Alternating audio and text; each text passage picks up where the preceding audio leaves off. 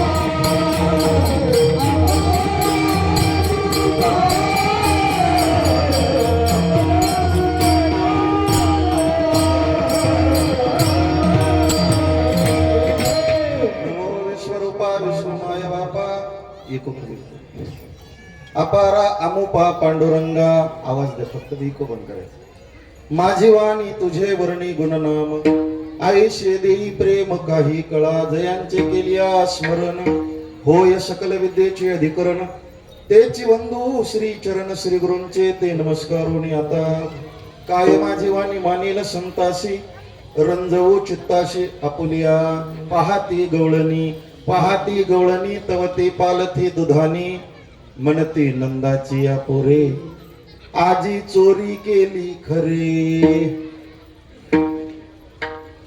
आज या ठिकाणी पावनभूमी बाळापूर नगरी भगवंताच्या सानिध्यामध्ये साधू संतांच्या कृपा छत्राखाली गेली 4 वर्षापासून सुरू असलेला अखंड हरिनाम सप्ताह,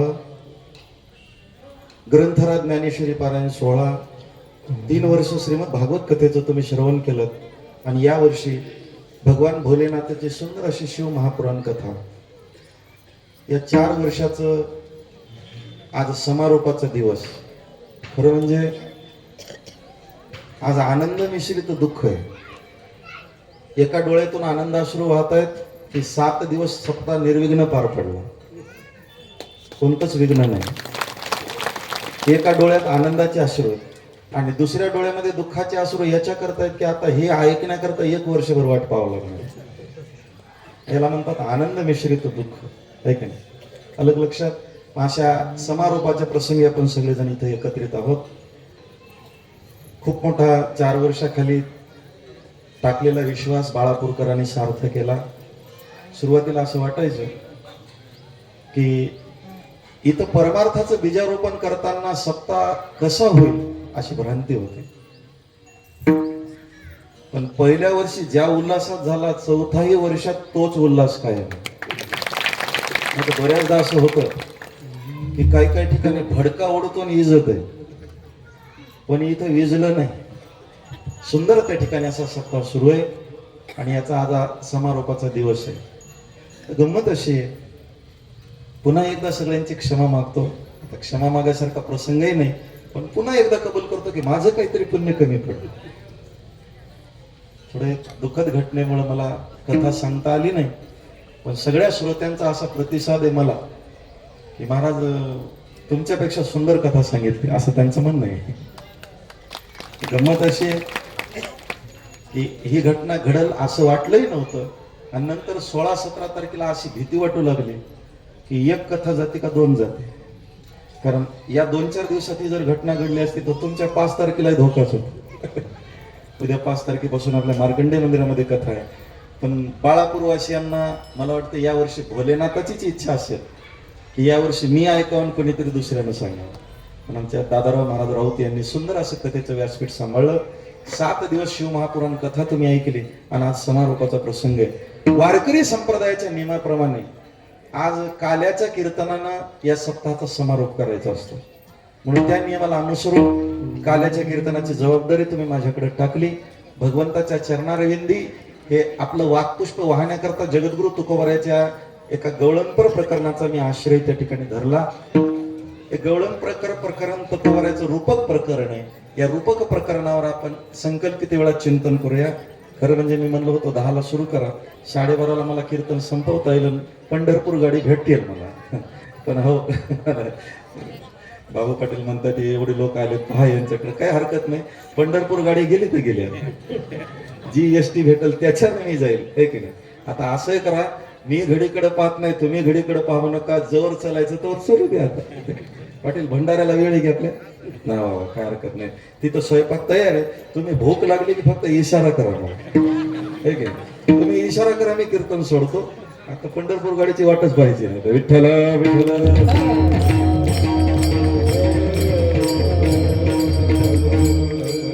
सगळी मंडळी त्या ठिकाणी सुंदर अशी साथीला एक आवणी बळी रे. आमचे बोळशेकर पाटील, मारुती पाटील सुंदर अशी मदंगाची साथ देत आहेत. पंडित पाटील पांगरीकर, दादांचं नाव काही मला माहित नाही, शिवानंद गुरुजी. इकडे आमचे गागले गावकर, सायलू महाराज, आमचे शिरूरकर त्या ठिकाणी मामा, ही सगळी कोंडलवाडीकर मंडळी, सगळी परिसरातली टाळकरी त्या ठिकाणी मंडळी, बाळापूरची टाळकरी मंडळी, विनेकरी आमचे चोपदार, ही सगळी त्या ठिकाणी मंडळी. भगवंताच्या सानिध्यामध्ये आपण सगळे मिळून इथं चिंतन करतो. एक आनंदाचा सुख सोहळा आहे आणि या सुख सोहळ्याच्या पूर्णाहुती प्रसंगी आज आपण एकत्र आहोत. आता गंमत अशी, परमार्थाचा हिशोबच काही वेगळा. व्यवहारामध्ये महिनाभर काम केलं तर शेवटच्या दिवशी पगार मिळतो, पण परमार्थात असं आहे की महिनाभर काम करणाऱ्यालाही आज तोच प्रसाद मिळतो आणि आज आलेल्यालाही. बरेच लोक असे हुशार आहेत, असे बरेच लोक हुशार आहेत की आजच येतात, पण आजच्याही लोकाला तोच लाभ आणि 7 दिवस येणाऱ्यालाही तोच लाभ. भगवंताचा प्रसाद आज आपल्याला मिळणार. सप्ताह होणं एवढं काही सोपं नाही. एवढा मंडप गच्च भरलाय, एक एक जबाबदारी एकेकानं वाटून घेतली, एवढं काही सोपं आहे काय? आणि इथल्या लोकांचं तर खरंच कौतुक करावं. 18 पगड जाती एकत्र येऊन कार्यक्रम करतात, मला सोपं नाही. एक एक जबाबदारी. बरं गंमत अशी आहे, ज्याच्याकडे गेलं ते नाही कधीच म्हणत नाही. सप्ताहाच्या पहिल्या वर्षीपासून आता 4थं वर्ष उजाडलंय, बरोबर आहे ना माझं. आमच्या निलेश पाटलाकडे गेलो, प्रसाद, ते म्हणले बिलकुल महाराज, जोपर्यंत तुम्ही म्हणसाल, जोपर्यंत गावकरी म्हणेल तोपर्यंत मी प्रसादाची जबाबदारी त्यांची. ठीक आहे. आता आमची सगळी कार्यकर्ते म्हणजे अविश्रांत काम करतात. मी तर म्हणतो ना, या मांडवातला प्रत्येक जण त्या ठिकाणी स्तुतीला पात्र आहे. पण अशी काही मंडळी आहेत की जी पहिल्या दिवशीपासून, मी म्हणतो ना, पायाचे दगड दिसतच नाही. 2 उणिवा मी कालही बोललो, आजही बोलतो. आमचे वैकुंठवासी बाबाराव पाटील आणि आमचा गणेश आज आपल्यामध्ये नाही. या 2 उणिवा आमच्या पहिल्या वर्षीच्या, बरं का. यांनी त्या ठिकाणी सक्रिय सहभाग याच्यामध्ये नोंदवला. ती माणसं नाहीत. आता सगळी माणसं माझ्यासमोर उपस्थित आहेत. कोणी निधी करता प्रयत्न करतंय, कोणी त्या ठिकाणी मांडव झाडतंय, कोणी सकाळी काकड्यापासून, मी पाहिलं आमचे विनेकरी, आमचे रमेश पाटील, काकड्यापासून सगळी जबाबदारी त्यांच्याकडे. टाळकऱ्याचं तुम्ही पाहिजे, त्यांनी येलमोड दत्तराम आमचे, ऐक नाही. बाकी इथं निधी संकलनाचं काम आमचे संतोष पाटील, कैलास पाटील, ही मंडळी त्या ठिकाणी निधी संकलनाचं काम पाहत आहेत. अशोक पाटील आहेत मदतीला त्यांच्या. आमचे अनिल भाऊ हे पहिल्या सप्ताहामध्ये त्या ठिकाणी खंबीर होतं. मी म्हणलो सप्ताह करायचा, त्यांनी म्हणला बिलकुल महाराज, तुम्ही बोललात करायचा म्हणजे करायचा. निधीला झटले. एवढा मोठा डोलारा त्या ठिकाणी आज सप्ताहाचा त्यांच्या जीवावर उभा आहे. विशेष अजून एक कौतुक मला असं वाटतं की एक आमचा संतोष महाराज, याच्याकडे पहा, खरं म्हणजे कौतुकच वाटतं. त्याच्या पाठीवर थापत हे नसलं की मला वाटते पट्टीच होईना. आमचा छपरे संतोष हा सुद्धा त्या ठिकाणी सक्रिय सहभाग याच्यामध्ये. आमचे शिवशेट्टे परिवार यांचाही त्या ठिकाणी मोठा मोलाचा वाटा आहे. सगळी मंडळी, सगळी ज्ञात अज्ञात इथं कार्य करत आहेत त्यांच्या मदतीने. आणि विशेष आमचं सगळं कार्य आमचे विलास पाटील सांभाळत आहेत. ती पिशवी हातातच आहे, पाहायला दमच नाही. इकडून तिकडं, तिकडून इकडं, तिकडून इकडं चालूच आहे. ही सगळी मंडळी त्या ठिकाणी अविश्रांत इथं काम करत आहेत. आणि अजून एक सांगायचं म्हणजे याच्यासारखेच आमचं छोटंसं रत्न, ते कुठे नाव आहे, माणिक आहे. कुठे नाही माणिक ना, कुठे दिसा, हा त्या पाठी बायामध्ये चालूच आहे काम. ते सरका, मागं सरका, पुढं सरका, छोटंसं रत्न आहे आमचं. छान. ही सगळी मंडळी इथं कार्यरत आहेत. सगळ्यांच्या चरणावर दंडवत. एक सांगू, कालही महाराज बोलले व्यासपीठावर की कार्याची दखल जनता घेऊ न घेऊ, देव घेतो एवढं नाही. तुम्हा सगळ्यांना परमात्मा उदंड आयुष्य देव, तुम्हाला ऐश्वर देव. हा सगळा समाज बाळापूर नगरी पुढे पुढे सरकम आहे. ते मदत तशी जागा सोडू नका. शेतकरी माणसात ते बद सोडायचं नाही, मदत डबल पेरावं लागतं. बरोबर आहे ना. मी काही शेतकरी नाही. पुढे पुढे सरका, थोडस सरका. जागा मोकळी सोडायची नाही. माणसं उन्हामध्ये बसले. तुमचं थोडं पुढे येते का? थोडस थोडस ठीक आहे. आणि एकदम असं याच्यात बसा बरं का. आपला कार्यक्रम चॅनलवर चाललाय. हा, कोणी झोपू नका. ते डोळे लावलेले दिसतील, ते टीव्हीवर लोक तुम्हाला नाव ठेवतील. सगळे असे एकदम अटेन्शन 2 घंटे बसायचंय. टीव्हीवर दाखवणार आहे ते कार्यक्रम. हो म्हणा की तुम्ही, हो म्हणा निसता सर. हा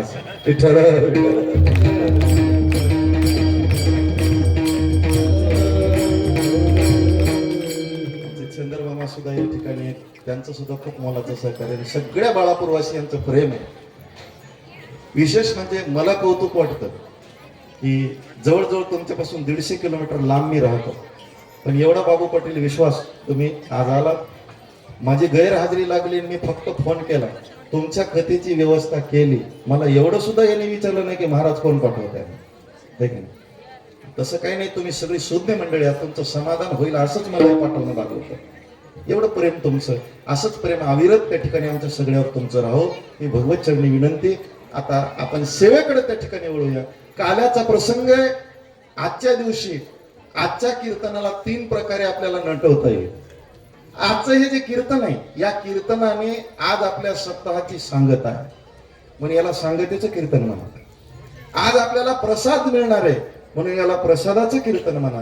आणि आजच्या दिवशी या कीर्तनाने सप्ताहाची परिपूर्णता होणार आहे, म्हणजे पूर्णतेचं कीर्तन आहे असं म्हणा. विठ्ठल विठ्ठल.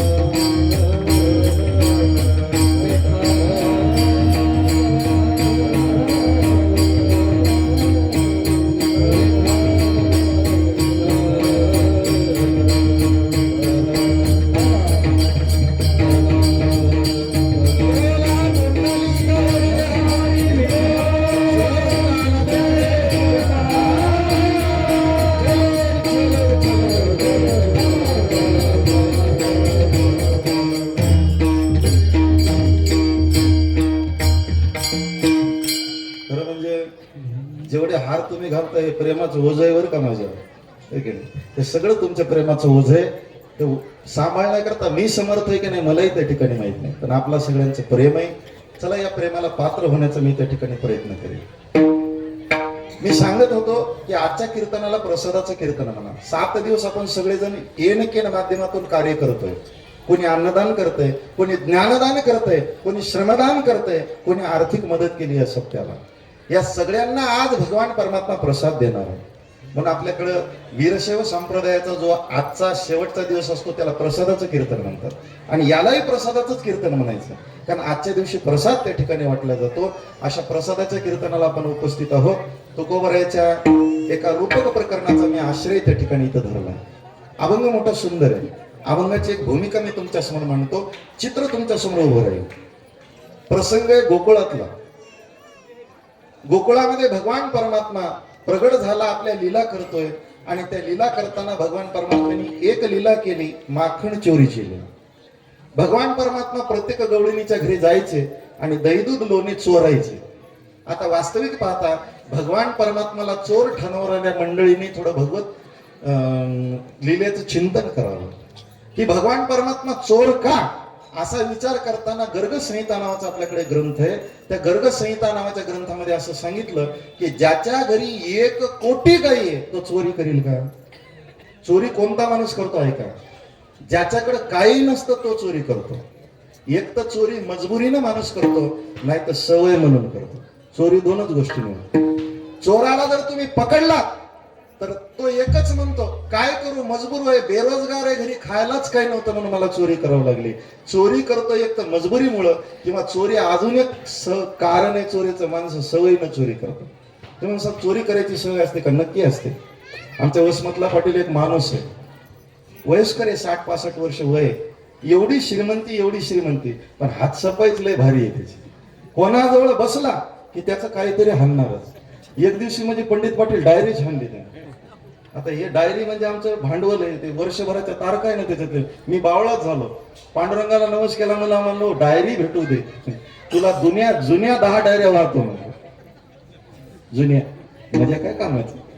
नवस केला, पांडुरंग प्रसन्न झाला, आणि तेच आलं, पाया पडलं, माझ्या हातात डायरी दिली, नमस्कार केला. म्हणलं खरं सांगू का दादा, एवढी मोठी दक्षिणा कोणीच मला दिली नव्हती, माझं भांडवल हरवलेलं तुम्ही दिलं. ते मला महाराज हरवलंच नव्हतं, मग मीच हाणलं होतं. मग मी म्हणलं काही बोलू नका. नाही मला तुमच्या समोर खोटं कसं बोलू. म्हणलं का करता चोरी? त्यानं म्हणलं मला सवयच आहे, करू तरी काय, सवयच आहे. बरं एक सवय, चोरी करतो पण ज्याचं त्याला वापस देतो, चांगली गोष्ट आहे. त्यानं मला महाराज जाऊ द्या, सगळं जाऊ द्या, फक्त माझ्या एका गोष्टीचं कौतुक करा, आपला हात साफ आहे की नाही म्हणून. मी म्हणलो गड्या तू गावात राहूच नको, तू रेल्वेनं फिरत जायला, म्हणजे बऱ्याच साफसफाया तुझ्या हातून होतील. इतका साफ हात ही सवयीनं केलेली चोरी आहे, आणि एक मजबुरीनं केलेली चोरी आहे. आता या दोन्ही गोष्टीचा जर विचार केला तर कन्हैयाच्या जीवनामध्ये दोन्ही गोष्टी नाही. चोरी करायची सवय नाही, आणि 1 कोटी घरी गायी आहेत, चोरी करायची गरजही नाही. विठ्ठल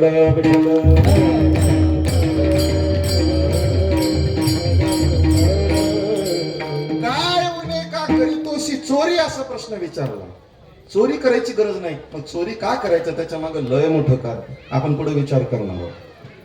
मग असा कन्हैया घरोघर त्या ठिकाणी चोरी करू लागला. आता सगळ्या गवळणी एकत्र झाल्या, त्रासून गेल्यात ना. सगळ्या गवळणीने सांगितलं बाई आता एकीनं राखण करण्यापेक्षा आपण काय करू, गवळणीचा महासंघ उभा करू. संघटनेमध्ये लय मोठी ताकद आहे. 5,500 वर्षापूर्वी गवळणींनी सांगितलं. तुम्ही आज लोकशाहीची बीजर रोवली आपल्याकडे असं म्हणता, लोकशाही आज सुरू झाली अशी म्हणता, पण ही संकल्पना कृष्ण चरित्रामध्ये गवळणींनी काढलेली संकल्पना आहे. त्यांनी सांगितलं बिना सहकार नाही उद्धार. सगळ्या गवळणी एकत्र आल्या आणि त्या गवळणीने एक महासंघ उभा केला, आणि त्या महासंघामध्ये असा ठराव पास झाला की सगळ्याच्या घरच्या दही दुधाचे माठ गावामध्ये असा एक मोठा हॉल होता, त्या हॉलमध्ये आणून ठेवायचे, त्याला कडी कुलूप टाकायचं, आणि चौकडून सगळीने घेरा करून बसायचा, आणि रात्रभर पहारा द्यायचा, कशी चोरी होती पाहून. गवळणीने असं केलं. सहकार क्षेत्रामध्ये खूप मोठी ताकद आहे, पण सहकारी प्रामाणिक असले तर. आता इथं झालं काय, 1 दिवस गेला, 2 दिवस गेला, 2 दिवस चोरी झालीच नाही. गवळणी थोड्या बेसावत राहिल्या आणि तिसऱ्या दिवशी त्या गवळणीने सांगितलं, बाई आपण आळीपाळीनं जागूया. सगळ्यात जागायला लागलो, सकाळी सगळ्याला झोपी यायला लागल्या, आपण काय करू, 2-2 घंट्याचा पहारा ठेवू. मग त्या गवळणी ज्या होत्या की नाही त्यांनी पहारा वाटून घेतला. बाकीच्या गवळणीने झोपायचं आणि या 2 गवळणीने पहारा करायचा. तिसऱ्या दिवशी काय झालं माहितीये का, पहारा करणाऱ्या ज्या 2 गवळणी होत्या त्यांनी विचार केला, 2 दिवस चोरी झालीच नाही, आज होईल कशावरून. एक काम करा, बाकीच्या घोरायला लागल्या, आपणही जरा आडोशाला जाऊन घोरूत, काय बिघडलं. त्या आडोशाला जाऊन त्या दोघी झोपी गेल्या. कन्हैया रात्रीच्या वेळेस आले, चोरी झाली आणि चोरी झाल्यानंतर मग आता सगळ्या गवळणी झोपलेल्या आहेत. सकाळची ब्रह्ममुहूर्ताची वेळ आहे. 4 वाजता त्या सगळ्या गवळणीतली एक गवळण उठली, सकाळी 4 वाजता. आणि तिनं पाहिलं सगळे ढाराडूर झोपले. अरे बेसावं नाही सगळे, आपल्या माल मटेरियलचं झालं तरी काय, जाऊन पहा म्हणून ती गवळण त्या हॉलमध्ये आली. कडी कुलप उघडं दिसत आहेत, छातीत धसकन झालं. आतमध्ये प्रवेश करून पाहिलं तर काय, सगळ्या त्या ठिकाणी दह्या दुधाच्या मडक्यातला माल संपला आणि सगळी मडकी अशी उघडी टाकलेली होती. गवळणीने पाहिलं पहिल्याच्या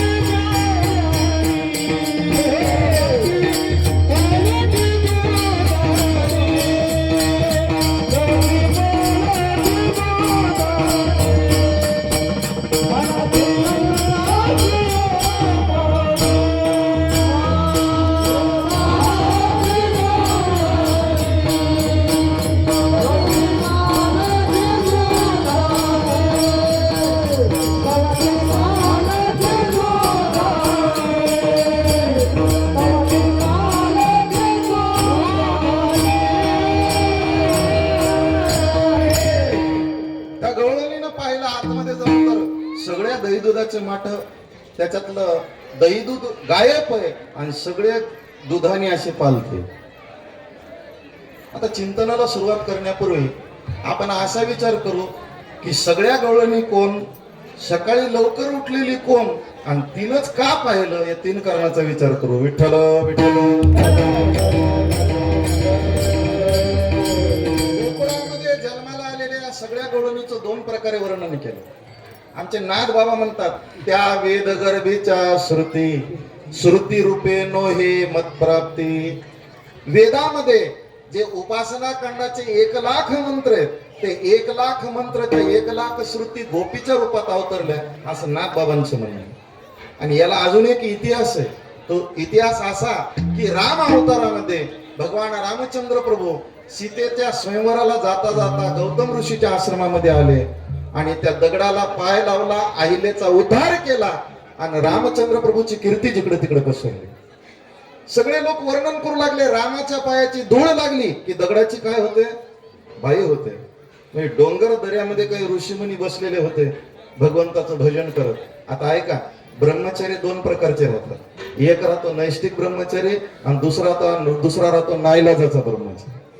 नैष्टिक ब्रह्मचारी म्हणजे ज्ञानोबरांनी त्या नैष्टिक ब्रह्मचार्याची व्याख्या केली. जन्मतेनी प्रसंगे स्त्री देह शिवने अंगे ते थोनी जन्मावगे सोवळे की जे. हा झाला नैष्टिक ब्रह्मचारी. आणि नाईलाजाचा ब्रह्मचारी सांगू का, 40 वर्ष झाले कोणी पाहायला आलंच नाही, धोंड्याला हळद लागली नाही. मग त्यानं विचार केला आता राहिलंच किती उग थोड्यासाठी कशाला बट्टा लावून घ्या, पाव किलो गेरू आणला आणि कपडे रंगीले. विठ्ठल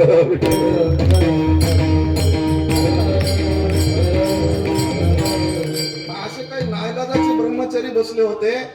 त्यांच्या कानावर बातमी गेली की रामचंद्र प्रभूचा पाय लागला की दगडाची काय झाली, बाई झाली. ते सगळे एका जागी गोळा झाले. म्हणजे अरे 40-45 वर्ष झाले कसं तरी कटलं आपलं, कंदमुळं फळं आणून आपण जगलो, पण उद्या म्हातारा झाल्यावर कोणीतरी भाकर घालायला पाहिजे ना हातपाय दाबायला पाहिजे की नाही. मग आता काय करायचं, म्हणजे लग्न करायचं. या वयात आपल्याला बायको कोण दिला. ते म्हणजे एक काम करू, एक एक दगड डोक्यावर घ्या, रामाला शरण जा, रामाला म्हणा पाय लावून दगडाची काय करून दे. डोक्यावर दगड घेऊन हे आले रामाकडे. तिकडून रामचंद्र प्रभू येत आहेत, इकडून यांचा मोर्चा निघाला. लखन भैयानी सांगितलं प्रभू पाणी नसल्यावर घागर मोर्चा ऐकला होता, ते दगड मोर्चा कस काय आला. भगवान परमात्म्याने सांगितलं लखन ते दगड मोर्चा का आलाय, कारण त्यांच्याच तोंडून ऐकू आपण. ते समोर आले आणि आल्याबरोबर रामचंद्र प्रभूला पाहिला, हात जोडले. सगळ्याला म्हणायचं होतं भगवान आम्हाला या दगडाची बाई करून दे. पण रामाच्या सौंदर्याला पाहिलं, सगळ्याच भुलले आणि रामाला एक विनंती केली, प्रभू तू आम्हाला आमची बाई करून घे. रामानं सांगितलं या अवतारात एक पत्नी, पुढच्या अवतारात तुमची इच्छा पूर्ण होईल. ते सगळे ऋषी गोपिका झाले आणि भगवान परमात्म्याने त्यांना स्वात्मसुख प्रदान केलं. हा एक इतिहास आहे. विठ्ठल विठ्ठल.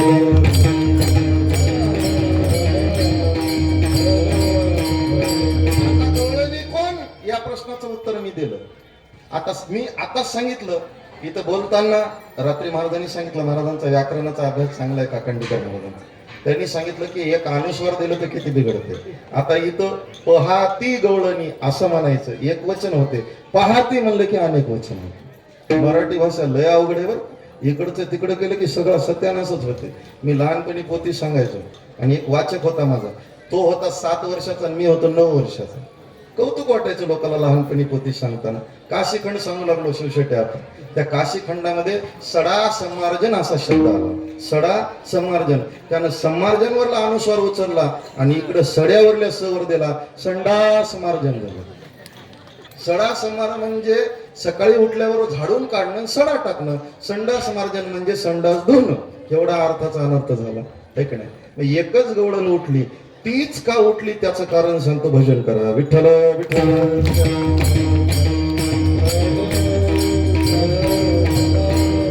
आता तिथं ज्या गवळणी होत्या त्या गवळणीमध्ये 3 प्रकार सांगितले आमच्या तुकोबाराने.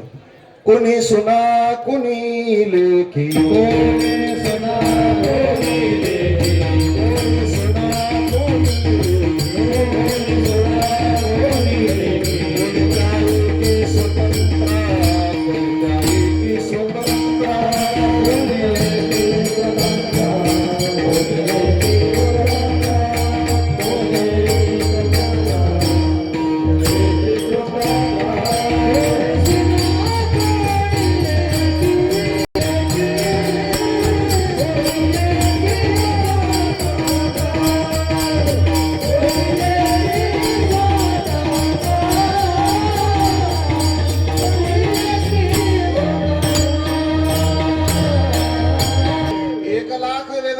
श्रुती रूपाने गोपी अवतार घेतला.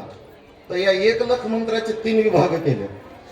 काही कर्मपर मंत्र आहेत, काही ज्ञानपर मंत्र आहेत आणि काही उपासनापर मंत्र आहेत. आणि या गवळणीचे प्रकार सांगितले. काही कर्मपर गवळणी आहेत, काही उपासनापर गवळणी आणि काही ज्ञानपर गवळणी.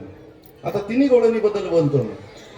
कर्मपर गवळणीचं वर्णन करायला जर गेलं तर कर्म करणारा कर्ता हा स्वतंत्र नसतो. कर्मानुबंधेनी त्याला बंधन.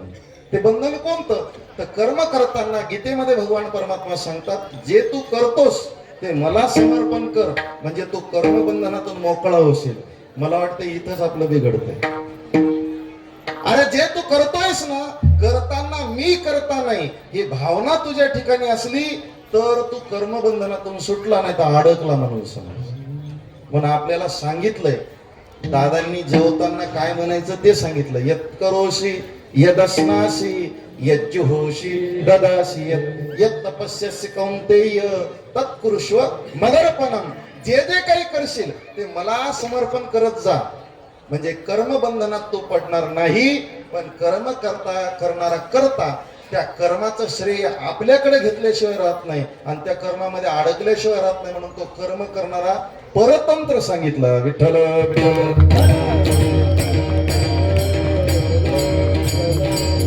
आता जे उपासना परगवळणी त्यांचं कसं आहे म्हणजे त्या लेखी आहेत, त्या स्वतंत्रही आणि परतंत्रही. ते म्हणजे कसं काय, माहेरी आल्या की स्वतंत्र आणि सासरवाडीला गेले की जाऊ द्या त्या गवळणीचं आपलं सांगतो. सायलो महाराज, आपण 7 दिवस इथं काय होतो स्वतंत्र. काय सुंदर पंक्ती महाराज. ते आमचे कथाकार बी गुलाबजामुनचे शौकीन. त्यांनी एकच दिवस सांगितलं मला गुलाबजामू आवडतात, सगळ्यांनीच गुलाबजामू केले. यातला दादा तुमचीच पंगत सुटली बगर गुलाबजामुनची. ते करा उष्ण आहे तुमच्याकडे, कवा करता सांगा. बाकी सगळ्यात पंक्तीला किती मजा आहे सांगा. इथं काही बंधन आहे आपल्याला. किती गुलाबजामू खाऊ याचं बंधन आहे का? बाळापूरला तरी नाही, बाकीच्या ठिकाणी टाकू का म्हणतात.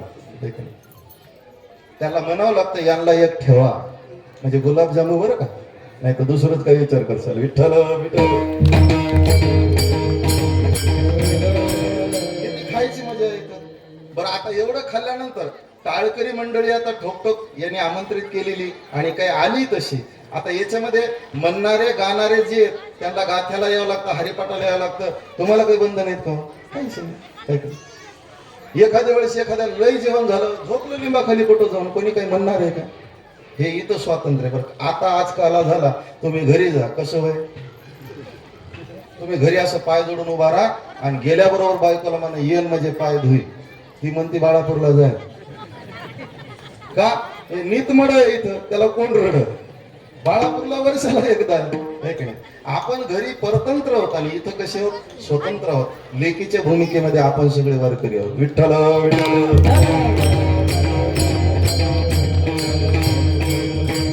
ती लेक नावाची जी गवळण आहे ती स्वतंत्र आणि परतंत्र दोन्ही.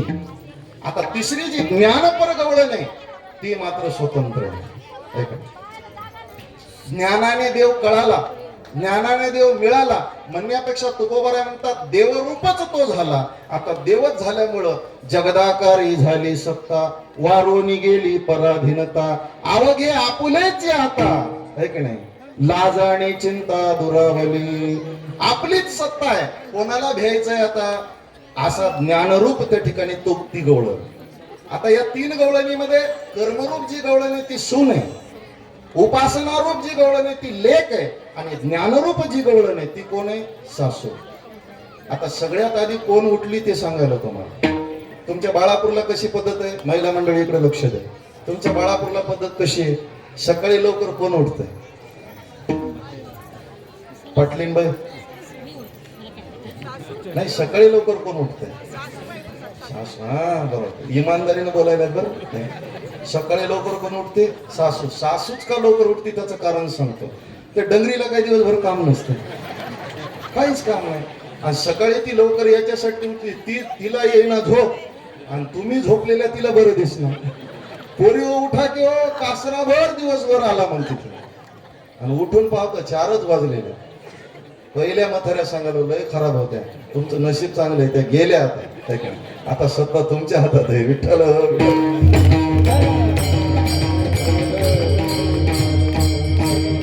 म्हातारी झोपच नाही ना, कारण तिला झोपच येईना आहे की नाही. वय जसं जसं वाढतं ना माणसाचा आहार कमी होतो आणि आहार कमी झाल्यामुळे झोप कमी होते, ते सकाळीच जाग येते. म्हणजे सगळ्यात पहिले गवळण कोणती उठली तर सासू उठली, ज्ञानरूप गवळण उठली. आता तीच का उठली त्याचं कारण एका वासुदेवामध्ये महाराजांनी सांगितलं. माणसाला जाग कधी येते माहितीये का? आपण सगळेजण एका निद्रेमध्ये गाढ झोपलो, पण त्या गाढ निद्रेतून आपल्याला कोणीतरी जाग करतं. एका वासुदेवामध्ये महाराज सांगतात बाबा अहंकार निषेध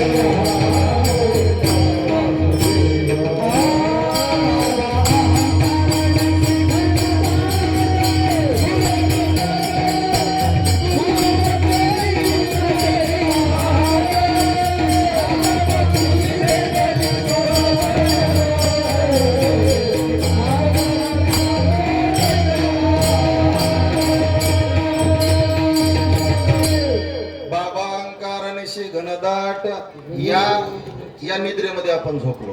ही निशा आहे, ही रात्र आहे. आणि याच्यातून आपल्याला जाग कोण करतं?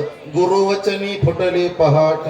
सद्गुरु बोध देतात आणि तो ज्ञानी या निद्रेतून जागा होता. सगळ्यात आधी कोण उठली? तर ती ज्ञानरूप गवळण उठली. ती उठली, खडबडून उठली आणि उठून ती आत जाऊन पाहते तर काय? तवती पालथी दुधानी. वरवर पाहता अभंग साधा दिसतोय, पण या अभंगामध्ये एवढं सुंदर तत्व विवेचन आहे, खूप सुंदर. एक 5-6 दिवस या अभंगावर बोलावं एवढं सुंदर तत्व विवेचन याच्यामध्ये आहे. आमच्या महाराजांनी एक एक अभंगाचा एक चरणाचा भाव सांगायचा सुंदर. गवळण कोण? तीच का उठली, ऐक नाही. आणि तिनं उठल्यानंतर पाहिलं काय? घागरी पालथ्याच का? सगळे आपण थोडस सारांशाने त्यांचाच प्रसाद तुमच्या समोर मांडतो. महाराज सांगायचे की ती गवळण उठली, आज जाऊन पाहते काय? सगळं माल मटेरियल खतम आणि सगळ्या घागरी उघड्या. ती बाहेर आली आणि लागली तिनं बोंब ठोकली, पोरे उठा. सगळ्या गवळणी खडबडून जाग्या झाल्या. काय झालं? म्हणजे रात्री पहारा कोणाचा होता? ते बाजूला जाऊन झोपले होते, त्यांना जाऊन उठून आणलं. चळचळ कापू लागल्या. तुमचा पहारा होता?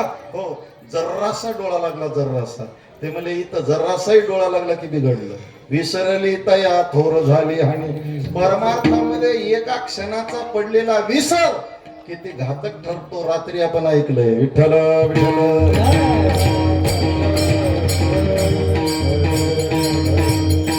मला वाटतं रात्रीच्या अभंगावर 2दा कीर्तन झालं तुमच्या सत्यात.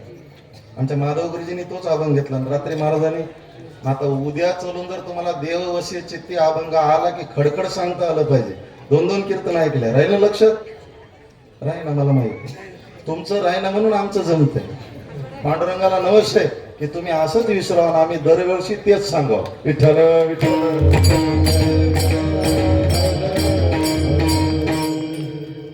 परमार्थामध्ये थोडासाही पडलेला विसर जमत नाही, थोडी दिरंगाई त्या ठिकाणी कामाची नाही.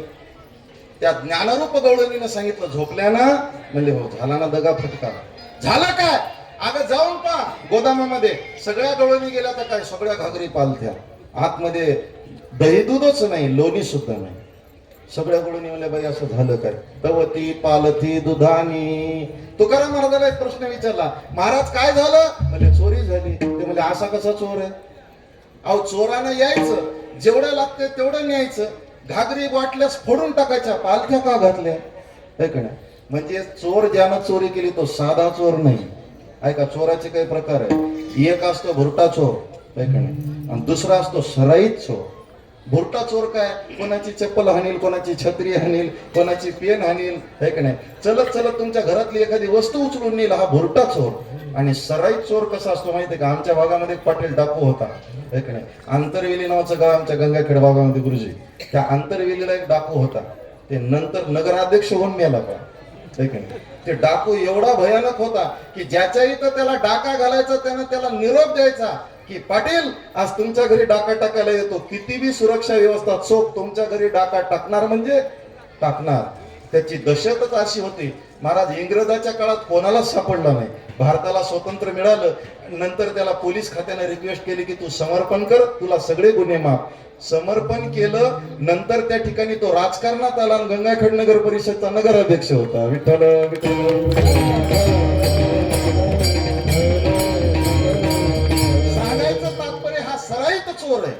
ही चोरी काही साध्या माणसानं केली नाही. सगळ्या गवळणी विचार करू लागल्या असं कसं होईल? तुकाराम महाराजाला विचारलं घागरी पालथ्या का? तर याच्या मागचं तात्विक कारण आहे का? भगवान परमात्मा चोरी करतो. कशाची करतो? देवानं चोरी केली. लोणी हे प्रतिकात्मक आहे. भगवान परमात्मा चोरी करतो ती चित्ताची. हरिले माझे हरिले चित्त, हरिले माझे हरिले चित्त, हरिले माझे हरिले चित्त, हरिले माझे हरिले चित्त, हरिले माझे हरिले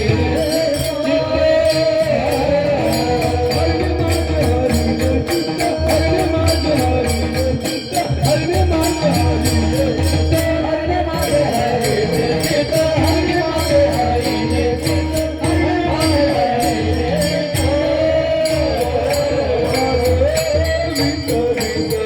चित्त, हरिने माझे हरिले चित्त. भगवान परमात्मा घेतो काय तुमचं? काहीच घेईना. तुमचा पैसा घेईना, तुमचा अडका घेईना. तुम्ही वाहिलेलं एखादं कोणतीही त्या ठिकाणी साधनं त्याच्याकडे ना, ते त्याचा स्वीकार करणं तुमच्या चित्ताचा स्वीकार करतो. भगवान चित्त चोरी येलेल्या नंदाच्या नंदनी, तुका म्हणे येणे गौड ध्वजे.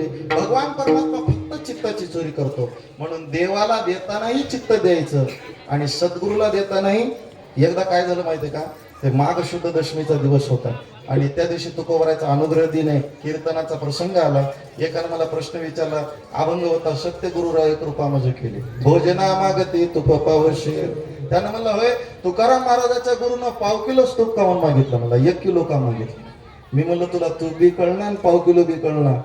सांगतो आहे, तूप म्हणजे काय, अंतकरण चतुष्टाचा चौथा भाग, पाव भाग, त्याला चित्त म्हणतात. सगळ्या दुधाचं सार आहे तूप, हे की नाही, तसं सार भाग आहे चित्त आणि ते पाव भाग आहे अंतकरण चतुष्टाचा. म्हणून पावशिरच मागितलं आणि चित्तच मागितलं. विठ्ठल विठ्ठल.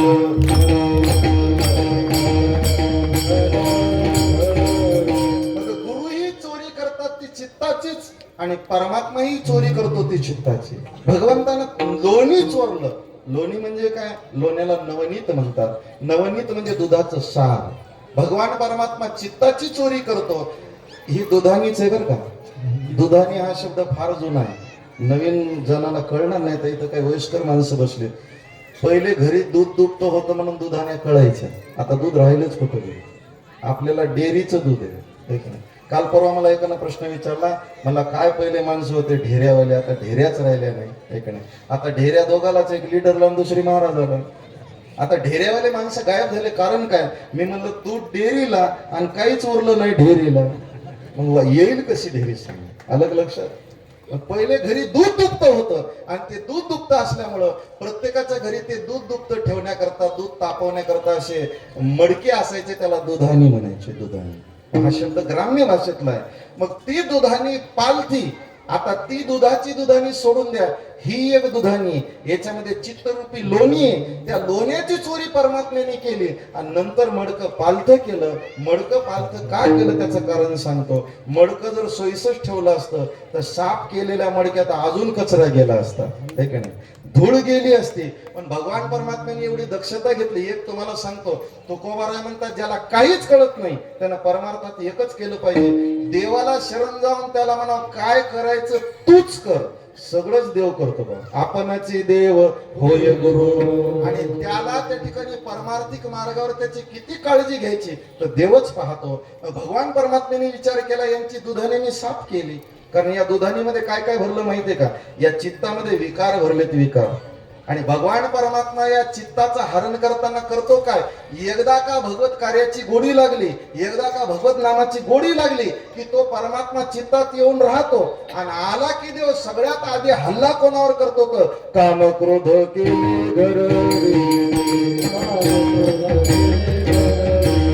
परमात्मा सगळ्यात आधी काय करतो, चित्ताचं हरण केलं. चित्तात विकार भरलेले आहेत. परमात्मा एकदा चित्तात राहायला आला की काम क्रोध आदी विकार त्या ठिकाणी त्या चित्तातून नाहीसे होतात. आणि भगवान परमात्मा या दुधानीला पालथ करतो. म्हणजे काय करतो, दक्षता एक घेतो की एकदा हे विकार यांनी हे घर खाली केलं, पुन्हा याच्यात याचा प्रवेश नको. म्हणून ही दुधानी काय केली, तवती पालथी दुधानी. ते मडकं पालत का ठेवलं त्याचं कारण हेच आहे. ती गवळण पाहू लागली, ती दुधानी पालथी पाहिली आणि सगळ्या गवळणी एकत्र येऊन विचार करू लागल्या, बाई कडी कुलप होते, आपण सगळ्या पहारा करत होतो, एवढ्या पहाऱ्यामध्ये येऊन ही चोरी कोण केली असेल. अट्टल चोर होता म्हणे साहेब. तो चोर एवढा अट्टल होता की त्याचा दरारा होता आसपास. आता योगदा झालं काय, त्याची बायको होती प्रसूत. तो माणसाला चोरालाही बायको असते का, सगळ्यालाच राहते. चोराला राहते, महाराजालाही राहते, काय आम्हाला का नाही असं थोडीच आहे. त्याची बायको डिलिव्हरीसाठी त्या ठिकाणी डिलिव्हरी रूम मध्ये त्या ठिकाणी गेली. डिलिव्हरीच्या कामाला त्या ठिकाणी डॉक्टर लोक लागले आणि बाहेर असं फिरू लागले. एक जण मला एवढे बेचैन का की मला पोरग कसं होते की घराण्याचं नाव काढलं पाहिजे म्हणून. आमच्या घराण्यामध्ये 7 पिढ्या झाल्या, 51 चोर झाले. आता हे कसं होतंय कोणाला माहिती. तितक्यात नर्स बाहेर आली आणि त्या नर्सने सांगितलं, बधाई हो आपको बेटा हुआ है. त्यानं सांगितलं, बेटा हो गया बाद में, कैसा हो गया बताओ. त्यानं म्हणले, आजपर्यंत एवढे लेकरं या दवाखान्यामध्ये जन्माला आले, पण तुमचं लेकरू जरा विचित्र दिसायला लागले. म्हणले काय, त्याच्या उजव्या हाताची मूठ अशी पक्की आहे, उघडच न झाले. म्हणले काय करा. त्या चोरानं महाराज पेड्याचं एवढं त्या ठिकाणी घेतले आणि त्या सिस्टरच्या हातात दिले. म्हणजे एवढे कशा करता ते म्हणजे खुशी झाली, आमच्या कुळावर गेलंय म्हणजे पोर. सिस्टर म्हणली कस काय, ते मला डिलिव्हरी तुम्हीच केली का म्हणले हो. तुमचं काय हरपलं तर नाही ना. त्या सिस्टरनं असं पाहिलं तिची अंगठीच गायब होती आणि जाऊन पाहिलं त्या पोराची मूठ उघडली तर त्याच्यात अंगठी निघाली. कवा काढून घेतली पताच लागलं नाही. विठ्ठल विठ्ठल. अनुमान लावायचं, अनुमान तसं एक अनुमान असतं. त्या सगळ्या डोळ्यांनी अनुमान लावू लागल्या. म्हणजे अशी चोरी करण्याची पद्धत आहे कोणाची. पोलीस खातं असत असतं, अनुमान लावतात की ही चोरी, ही पद्धत त्यांच्याकडे रेकॉर्ड असतं आहे की नाही, की अमुक जाई अमुक चोरी झाली, अमुक पद्धतीने झाली. या चोरीची जी पद्धत दिसते, या चोरीच्या पद्धतीहून असा अनुमान काढले एका गवळणीनं. ती म्हणते मला असं वाटतं की म्हणते नंदाची या पोरे. ही चोरी कोण केली म्हणजे ही चोरी दुसरी कोण नाही केली, नंदाच्या पोरानं केली. म्हणजे विठ्ठल विठ्ठल.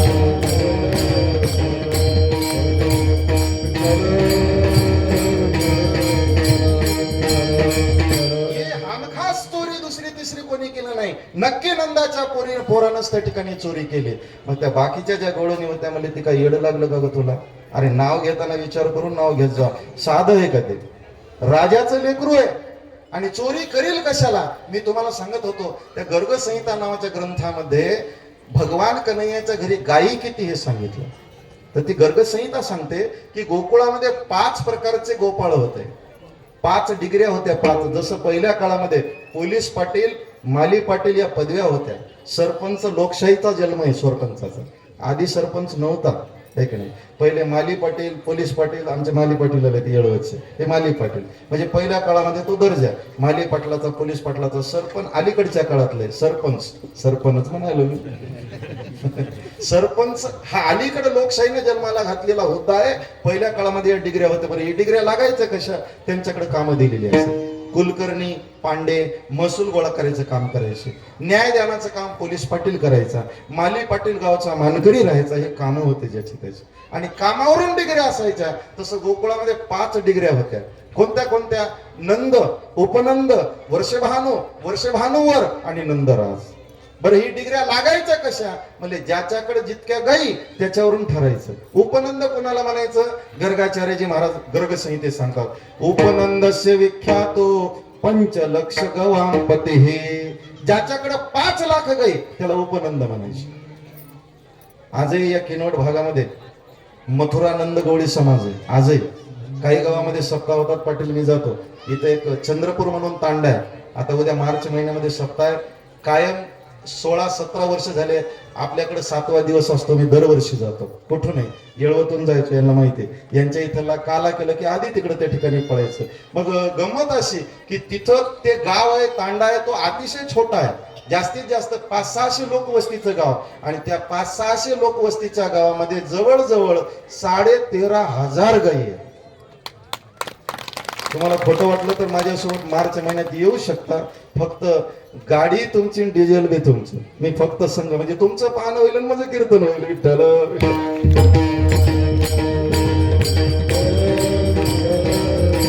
प्रत्येक तंड्याचा एक नाईक असतो आणि मी त्याला विचारलं तुमच्या नायकाची निवड करता कशी म्हणजे ज्याच्याकडे जास्त गाई तो नायिका माझा.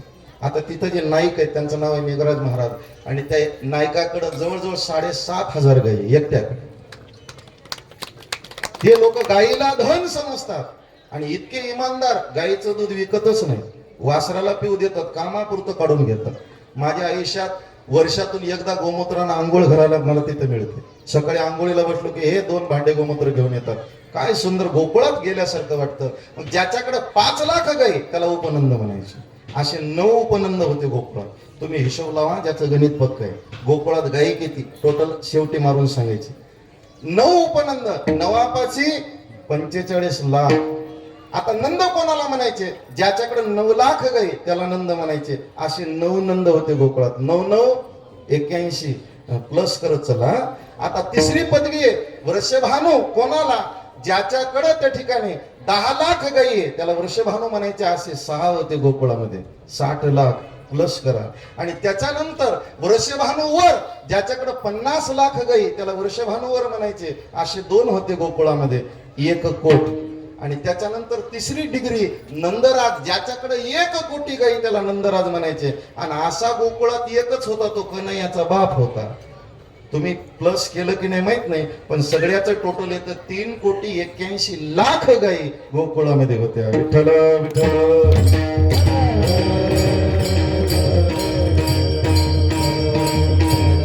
ज्याच्या घरी 1 कोटी गाई ते चोरी करील का?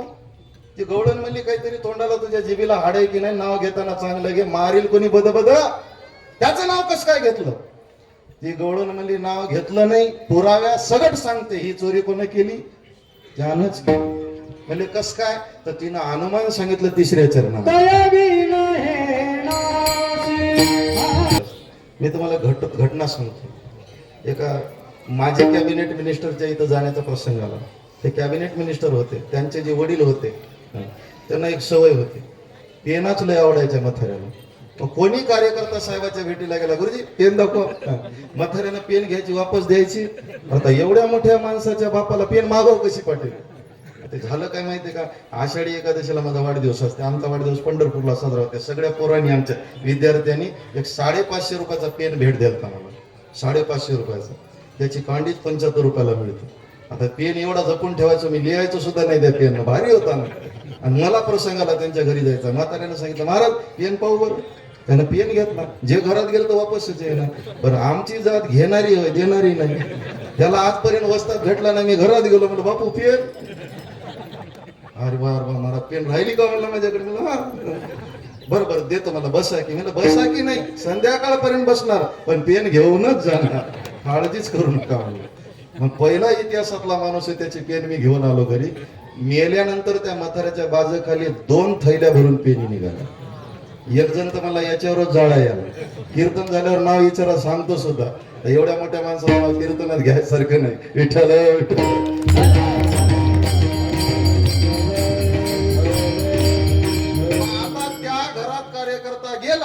त्याच्या खिशाला पेन नसला की लोक म्हणायचे बापू भेटले का तुला? त्यानं म्हणायचं पेन मागितली ना, हा जाय आता ईश्वर पेन काही मिळणार. हे अनुमान काढावं लागतं. तशा त्या डोळ्याची काय म्हणल्या, अनुमान आम्ही काढलं की ही जी चोरीची पद्धत आहे कोणाची आहे महाराज, चित्त दुसरं कोणी चोरू शकतं का? देवाशिवाय कोणाला शक्य आहे का नाही? हे देवाशिवाय कोणी करूच शकत नाही. म्हणून तयाविन नाशी, चित्ताला विकाररहित करण्याची जबाबदारी देवाची आहे. देवाशिवाय कोणी करील का? नाही. दुसऱ्यामध्ये ही ताकदच नाही. ती गवळण म्हणली तयाविन नाशी अन्नो हे दुसरी आईशी. पण एक जण म्हणले बाई काय आपण इथं गोदामामध्ये गवळणीचा महासंघ उभा केलाय, माल मटेरियल गोदामात ठेवलंय, कडी कुडूप लावलंय, पहारा केलाय. एवढी गुपचूप बातमी त्याला सांगितली तरी कोण? आपल्यातलंच कोणीतरी फुटीर असते बरं का, आपल्यातलं कोणीतरी फुटीर असते. मग एवढ्या बातम्या त्याच्यापर्यंत पोहोचणारा आहे कोण? त्या गवळणीनं महाराज तिच्या पिशवीतलं हत्यार काढलं, शिवीच दिली डायरेक्ट शेवटच्या चरणात.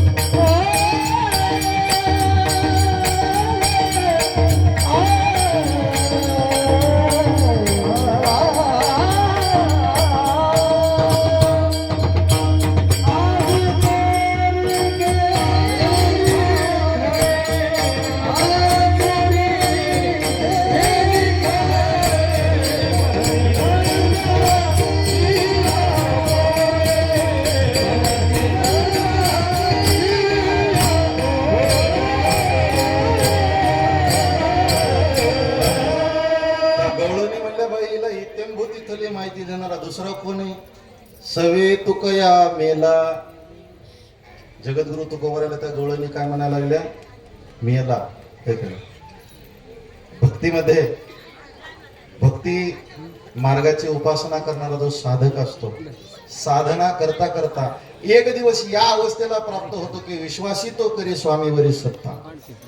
जुना नौकर असो आपल्या घरी 2-3 पिढ्याचा, ते मालकाला दाबून बोलते, मालक तुम्हाला काही कळणार म्हणते.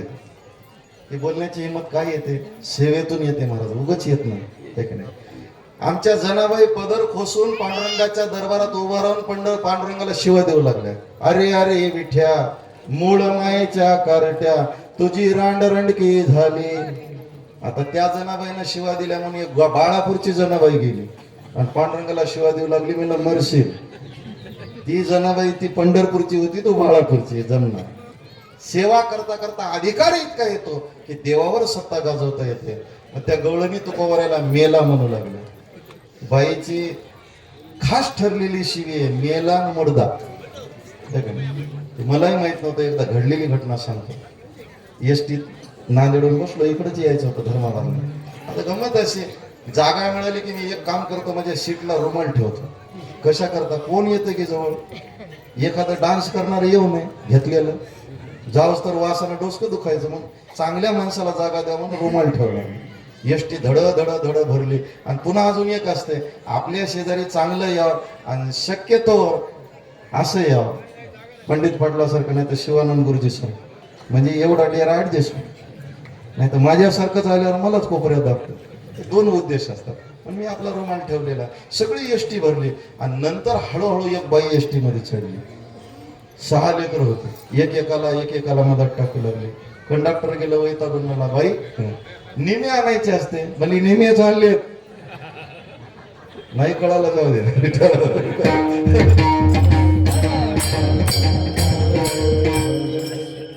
त्या बाईचा अवतार पाहिल्यावर तिने सगळ्या एसटी मध्ये अशी नजर टाकली. आता एकच सीट शिल्लक होती. गुरुजी उशिरा आले त्या सीटवर बसायला. एकच सीट शिल्लक होते. मी म्हणलो ही आग आपल्या जवळ येते. मग त्या आगीचा चटका लागण्याच्या आधी मीच आधी उठलो. मला मावशी उगा म्हणलं नको, बोला.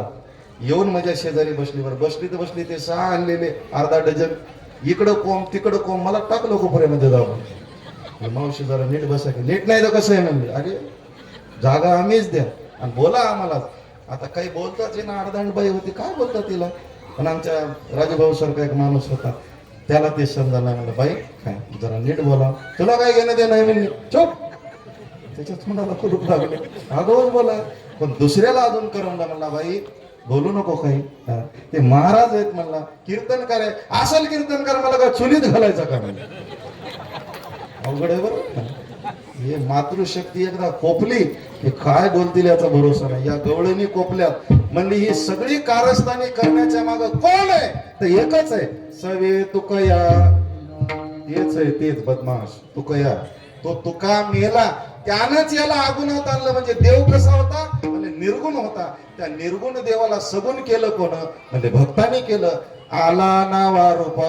आणि तुका म्हणे परमात्मा निर्गुण स्वरूपामध्ये स्थित होता, पण भक्तामुळे काय झाला, सगुण झाला. म्हणजे याला सगुण करणारा कोण आहे, म्हणजे तो मेला आहे तुकया नावाचा. तेने अगुणा अनिला.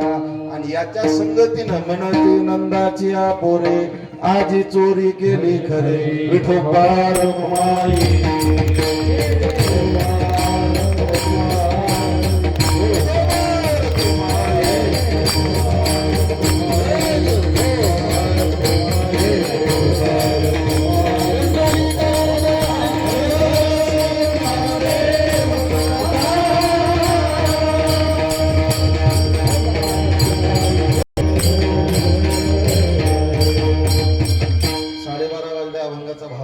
समोर मांडला.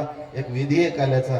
आज चरित्र सांगावं लागतं देवाचं. 1 वाजेपर्यंत आपण सगळं भंडारा खूप मोठा आहे पाटलाचा. सगळ्यांना जेवणही झाले पाहिजे, हे का नाही. आणि तुम्ही सुद्धा सगळेजण तयारीने आले ती कसे. तुमचं सोडून आहे, मला शुगर झाली, मला वेळेवर खावं लागतं, ते अवघड व्हावं. त्याच्यामुळं 1 वाजेपर्यंत आपण त्या ठिकाणी संपवण्याचा प्रयत्न करू. आजच्या दिवशी देवाचं चरित्र सांगायचं असतं आणि नंतर प्रसाद घ्यायचा असतो. याची 2 कारणं सांगतो. चरित्र सांगून प्रसाद का घ्यायचा, याची 2 कारणं.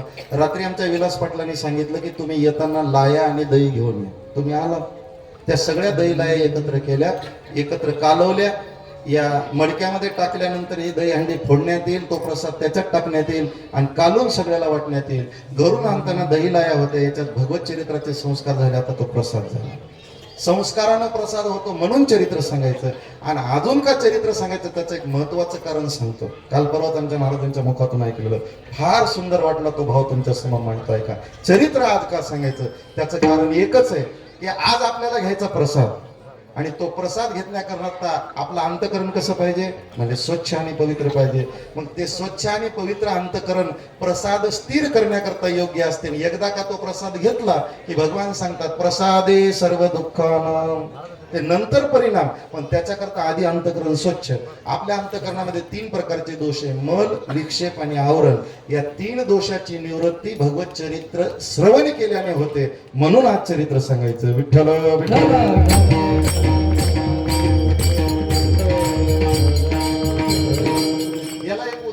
ठिकाणी सांगतो व्यवहारातलं. समजा तुमच्या कोणाच्या तरी घरी 2-4 म्हशी 2-4 गायी आहेत, मला दूध पाहिजे, मी तुमच्याकडे आलो. आपल्या घरी एका पाटलीला दूध नाही, ज्याच्या घरी येते शिवशेट्टी आपाकडे आहेत मसुरी येतो, मी आलो समजा आप्पा तुमच्याकडे, मला दूध पाहिजे. काय हरकत नाही महाराज, दूध घेऊन जा, लागते तितकं घेऊन जा, पण अट एकच आहे, म्हणजे काय, दूध घ्यायला पात्र तुमचा. कारण आम्हाला दिलेली वस्तू वापस येत नसती, तेवढंच खरं आहे. आम्हाला दिलेली वस्तू वापस येत नाही, त्याचं कारण आहे वापस द्यावंच वाटत नाही. म्हणून सांगितलं ना आधी, घ्यायची सवय द्यायची नाही. मग त्यांनी सांगितलं तुम्ही आपलं ते घेऊन या. मग आता काय घेऊन जायचं, इकडं तिकडं पाहिलं आम्ही, एक बिस्लरीची बाटल सापडली, ती घेऊन आलो. ऐक नाही, ती घेऊन आलो, आपाच्या हातात दिली, म्हणलं द्या याच्यात दूध. आपण ती बाटल हातात घेतली, म्हणजे महाराज बाटल आणली हो, पण आणताना हिला साफ तर करून आणायचं, याच्यात कचरा आहे, तुम्ही याला स्वच्छ धुवून आणा. स्वच्छ धुवून का आणायचं, त्या बाटलमध्ये जर कचरा असेल आणि त्याच्यात जर दूध टाकलं तर दूध नासेल की नाही, है की नाही. तसं या बाटलमध्ये मल नावाचा कचरा आहे, तो मल नावाचा कचरा साफ करायचा आणि मल दोष घालून बाटल स्वच्छ करायची. इतक्यात संपलं का नाही, दुसरा दोष आहे विक्षेप. त्यांनी सांगितलं महाराज मी बाटलीमध्ये दूध ओततो, तुम्ही बाटल धरा हातात. मी अशी बाटल हातात धरली, ते दूध ओतू लागले, पण ओतताना माझा हात असा चळचळ कापू लागला, ती बाटल अशी हलू लागली, दूध त्याच्यात पडल का नाही. आपल्या चित्ताचा दुसरा दोष आहे, आपलं चित्त विक्षेपित आहे. अनेक बुद्धीचे तरंग क्षणक्षणा पालटते रंग. आणि चित्ताचा विक्षेप नावाचा दोष गेल्याशिवाय चित्त स्थिर होत नाही. कीर्तनात बसलात, विक्षेप निर्माण झाला, गेलं चित्त घरी, नाही तर गेलं माझं वसमतला, तुमचा अजून धर्म वाढला, अजून कुठे की हा चित्ताचा विक्षेप नावाचा दोष गेला पाहिजे. बाटली स्थिर पाहिजे तर दूध टाकता येते. दुसरं चला, मलाही गेला, विक्षेप गेला, आता बाटल मी धरली, पाटील याच्यात दूध टाका, पण बाटलीचं बुच्चनच नाही उघडलं तर, बुच्चन उघडलं नाही, त्याच्यात दूध जाईल का नाही. आपल्या चित्तावर आवरण नावाचा दोष आहे, अज्ञानाचं आवरण आहे. ते आवरण जोपर्यंत दूर होत नाही तोपर्यंत याच्यामध्ये भगवत प्रसाद स्थिर होत नाही. मग आवरण दोष दूर करायचा, म्हणजे बल, विक्षेप आणि आवरण हे तिन्ही दोष जाण्याकरता भगवंताचं चरित्र ऐकायचं. चरित्र ते उच्चार, चरित्र ते उच्चारावे केले देवे गोकुळी. आता चरित्राची व्याख्या मी तुम्हाला गेल्या वर्षी सांगितली होती. ज्याच्यामध्ये अद्भुतता असते त्याला चरित्र म्हणतात, किंवा ज्याच्यामध्ये अद्वितीयता असते त्याला चरित्र म्हणतात. मग जगापेक्षा वेगळं असायला पाहिजे ते चरित्र, जगापेक्षा वेगळं हे चरित्र त्या ठिकाणी होतं महाराज, आहे का नाही. भगवंताचं चरित्र जगापेक्षा वेगळं आहे. आता याच्या चरित्राला सुरुवात कशी झाली सांगतो. भगवान परमात्मा मथुरेच्या कारागृहामध्ये प्रगट झाला. मथुरेच्या कारागृहामध्ये गोकुळ अष्टमीच्या दिवशी श्रावणवद्य अष्टमीला प्रगट झाला, आणि प्रगट झाल्याबरोबर देव मायबापाला बोलला. आता बाळापूरची मंडळी इथं बसली, मला काही जास्त अनुभव नाही, माय मावल्या बसल्या. जन्मल्याबरोबर किती दिवसाला लेकरू बोलतंय तुमच्या इकडं, हा किती दिवसाला बोलत जा की जरा. आमच्या दादारावांनी चांगली आदत लावली तुम्हाला, तुम्ही बोलतच नव्हत्या. किती दिवसाला, 15 दिवसाला, हा किती, वर्ष 1.5 वर्षाला. कोणतं लेकरू वर्षाला बोलते, कोणतं वर्ष लेकरू 1.5 वर्षाला बोलते, आहे का नाही. पण हे जन्मल्याबरोबर बोललं, हे घडणं शक्य आहे का. मग ज्याच्या यादीमध्ये अशक्य ही गोष्ट नाही त्यालाच तर देव म्हणतात. विठ्ठल विठ्ठल. जन्मल्याबरोबर बोललं, काय बोललं, नंदाच्या घराला, नंदाच्या घराला, नंदाच्या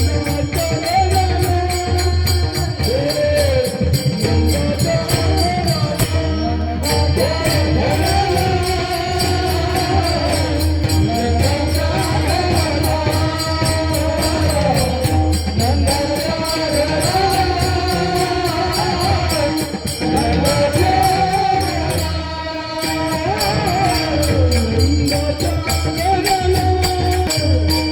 जन्मल्याबरोबर मायबापाला बोलू लागलं. अवघडच आहे ना. काही काही घटना अकल्पित आहे. आता उद्या 5 तारखेपासून मार्कंडेय मंदिरात रामकथा आहे. त्यांनी ती रामकथा ज्यांनी लिहिली, रामचरित मानस नावाचा ग्रंथ, गोस्वामी तुलसीदासजी महाराज यांचा जन्म झाला, तर जन्म झाल्या झाल्या त्यांना 32 दात होते. जन्मताच 32 दात होते. आणि जन्मल्याबरोबर तोंडातून पहिला शब्द निघाला त्यांचा राम, म्हणून त्यांना राम बोला हे नाव पडलं. हे शक्य नाही, अघटित घडलं. परमात्मा बोलू लागले, मला इथं ठेवू नका, नंदाच्या घराला घेऊन जा. तयारी सुरू झाली. पण गंमत अशी, कधी कधी कृष्ण चरित्र तपासत असताना मी विचार करतो, की भगवान मला नंदाच्या घराला घेऊन जा म्हणले आणि रडायला सुरुवात केली. आपल्यासारखा बाप असता तर त्यानं विचार केला असता, होय माझ्या हातामध्ये हातकडे आहेत, 7 दरवाजेची जेल आहे, याच्यातून बाहेर पडायचं कसं. पण गंमत लक्षात घ्या, भगवान न्या म्हणतो ना, तयारी सुरू झाली. नंदाला एक विश्वास होता की माझ्या पोटी ब्रह्म जन्माला आलं आणि त्याला अशक्य काहीच नाही, त्याला भरोसा होता. परमार्थाची पहिली पायरी आहे विश्वास.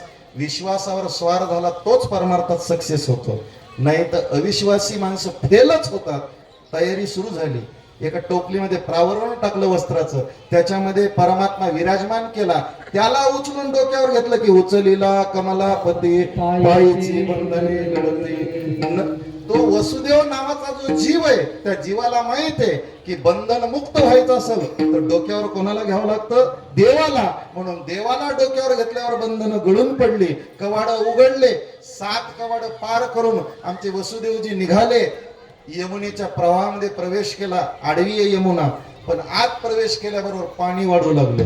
तर यमुनेला वाटलं मालक आले, दर्शन घ्यावं. यमुनेचं भगवंताचं नातं काय सांगू का? भगवंताच्या ज्या 8 पट्टराणी आहे त्याच्यापैकी कालिंदी नावाची जी पत्नी आहे भगवंताची, ती यमुनेचा अंश आहे, भगवंताची पत्नी आहे ही. विठ्ठल विठ्ठल.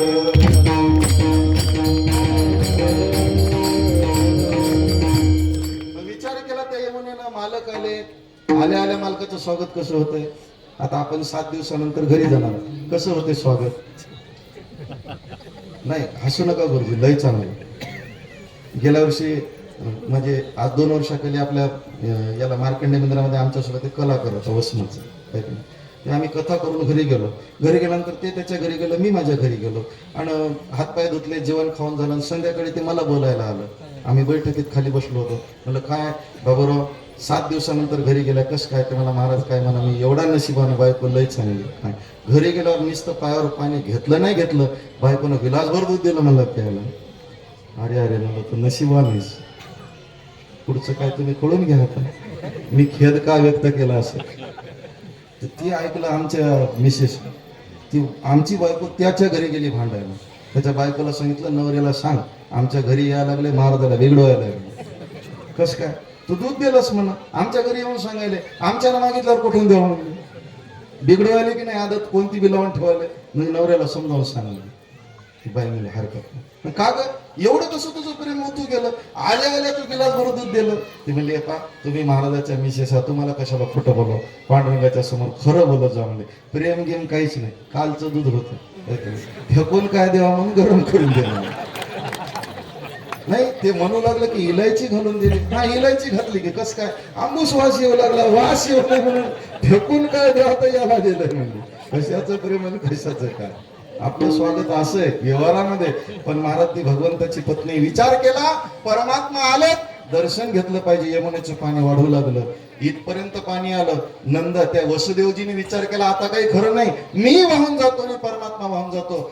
बाप भीतोय पाहिलं, भगवंताने विचार केला अपेक्षा यमुनेचीच पूर्ण करू.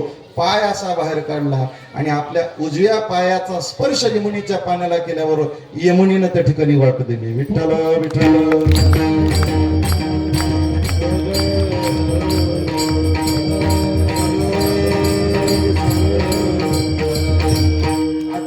कीर्तनातून माऊली हो एवढंच शिकून जा, आल्यावर कस का होणार दर्शन घेत जा. आता तुम्ही या मार्कंडेय मंदिरात रामचरित मानसाची जी प्रस्तावना आहे ती सुंदर आहे. या प्रस्तावनेमध्ये भगवान शंकरांनी भगवती माता पार्वतीचा संसार सांगितला. संसारात यशस्वी व्हायचं तर या शंकर पार्वती जोडप्याकडे पाहिलं पाहिजे. मोठा सुंदर प्रसंग आहे. इथं कशाला सांगू, तिथं 5 तारखेला या ऐकायला, तिथं सांगेल मी तुम्हाला रंगून तो प्रसंग. फार सुंदर. ग्रस्ताश्रमामध्ये यशस्वी कसं व्हावं भगवान शंकर आपल्याला त्या ठिकाणी सांगतात. माणसाचा स्वभाव मानी असतो, त्याला मान द्यायचा. आणि माणसाला सांगतो बाया लय भावनिक असतात, उग यांच्यावर प्रेम करायचं लटकच का होईना. गुपित सांगायला घरचे आम्हाला संसारात भांडणच होईना. काही बी करू द्या कसं बी करू द्या, क्या बात आहे म्हणायचं. कारण करपलेलं राहिलं तर संध्याकाळी तेच खायचंय, जाता कुठं. विठ्ठल विठ्ठल. चला भगवान परमात्म्याला घेऊन प्रवेश केला गोकुळामध्ये, देवाला ठेवलं आणि माया त्या ठिकाणी डोक्यावर घेतली. आले परत. आता गंमत आहे का, देव डोक्यावर घेतला बंधन मुक्त झाले वसुदेवजी, आणि मायेला डोक्यावर घेतल्यावर बंधन आली. मग आपल्याला भगवत चरित्र सांगतं की बंधनमुक्त व्हायचं असेल तर डोक्यावर देव घेतला पाहिजे आणि बंधनात यायचं असेल तर डोक्यात माया गेली पाहिजे. विठ्ठल विठ्ठल. भगवान गोकुळामध्ये प्रकट झाले. सगळ्या गोकुळामध्ये आनंदी आनंद, नंद घर आनंद भयो, जय कन्हैया लाल की. नंदाच्या घरी कन्हैयाने आनंदच प्रकट झाला. सगळ्या जगाला आनंद देण्याकरता आनंदाचा कंद नंदाच्या घरी आला. लहानाचा मोठा होतो, सुंदर लीला सुरू केल्या. रांगत रंगनी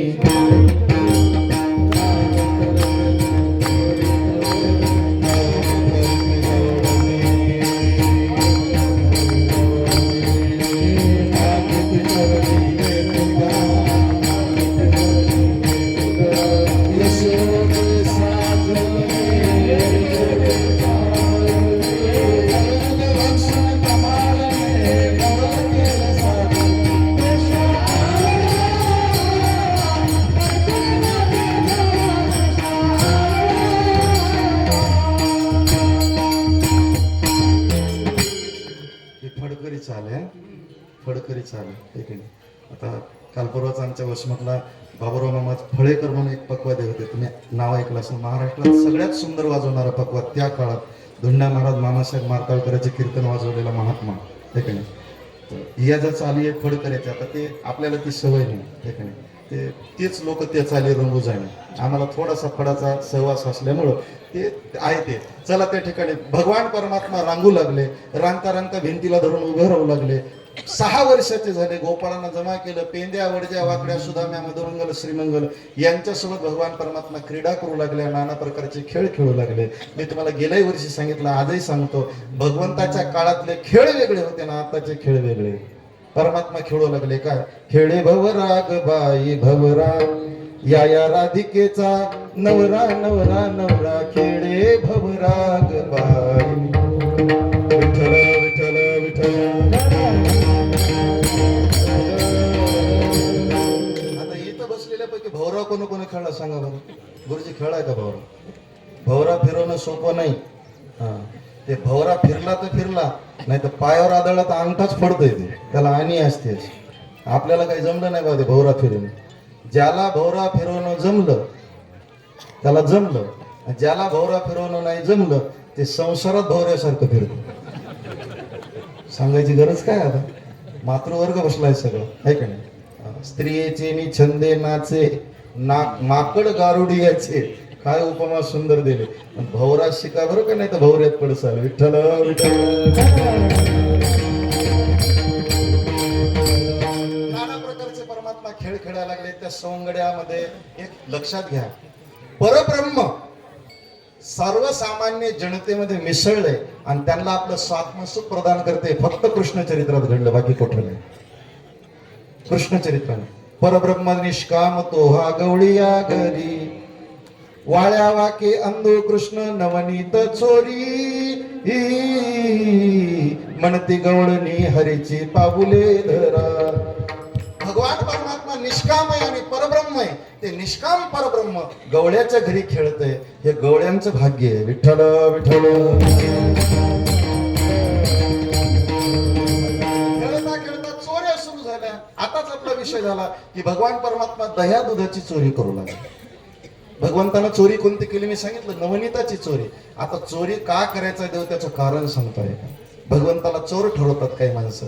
भगवान चोरी का करायचा तर मी आताच सांगितलं, 3 प्रकारच्या गवळणी गोकुळामध्ये. एक सून, एक लेक आणि एक सासू. तर लेक माहेरात स्वतंत्र आहे, सासू पूर्ण स्वतंत्र आहे आणि सून मात्र परतंत्र आहे. मग या सुनेच्या मनात आलं कन्हैयाचं दर्शन घ्यावं तर ती जाऊ लागली की डंगरी आडवी यायची. महाराज या गवळणी मोठ्या गमतीशीर होत आहे.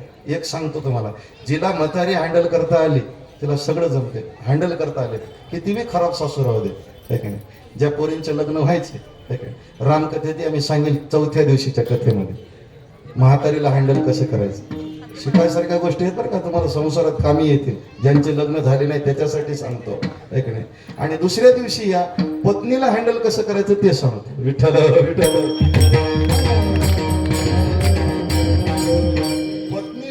कशी आपल्या जीवनामध्ये खराब मिळू द्या, तिला हँडल कसं करायचं बुद्धीनं केलं पाहिजे. आता नशिबात आलेलं बदलता ते येत नाही पाटील, आहे की नाही? मग त्याला काय करायचं, आहे त्याचा स्वीकार करायचा आणि त्याच्यासोबत तसं चालायचं. पुराणामध्ये एक उद्दालक नावाचे ऋषी होऊन गेले. ते समुद्र मंथन झालं ना, त्या समुद्रात लक्ष्मी निघाली आणि एक निघाली युशी अवदसा. आता लक्ष्मी दिली विष्णूला, अवदसा कोणाला द्यावं? त्याचं लग्नच होईना गेलं. म्हणजे महाराज लग्न करता का? आता याला काय माहिती अवदसा आहे म्हणून. केलं लग्न, ती बाई भलती खराब केलं. तिला सरळ सांगितलं उलटच करायचे. तिला जर म्हणले की नाही आज काल्याचा दिवस आहे, सण आहे गावामध्ये, पुरणपोळी कर, ती म्हणायची कामन पिठलं भाकरी करील. आणि एका दिवशी म्हणले की नाही पिठलं भाकरी कर, कामन पुरण करील म्हणायची. सगळं उरफाटच करायचे. ते ऋषी चाललंय असं वाळून. त्याला माझ्यासारखं एक भेटलं, मला काय झाला महाराज, कामन वाळून चालले आम्हाला, बायको लय उरफाटी डोसक्याची. तिला सांगितलं की उलटच करते. म्हणजे तुम्हाला हँडल करता येईना, तिला सांगतानाच उलट सांगायचं, म्हणजे काय करेल? मला डोक्यातच आलं नाही काय, हे हँडल करता आलं पाहिजे. विठ्ठल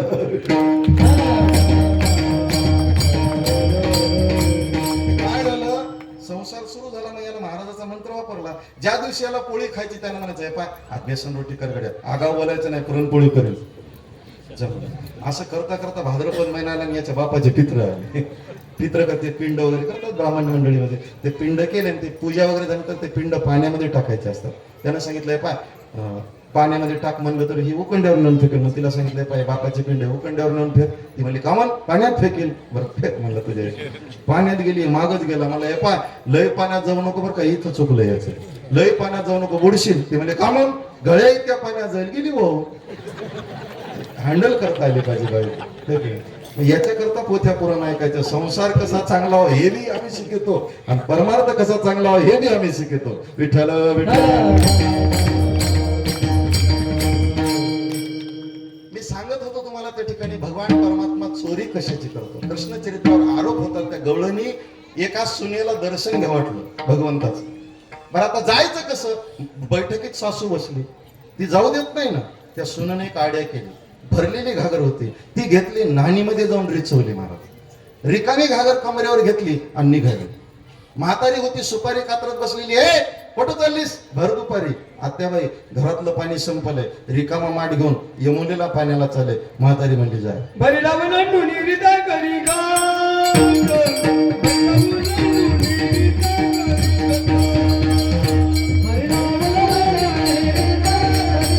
धन्यवाद. बरं आपला पहिलाच परिचय का गुरुजी?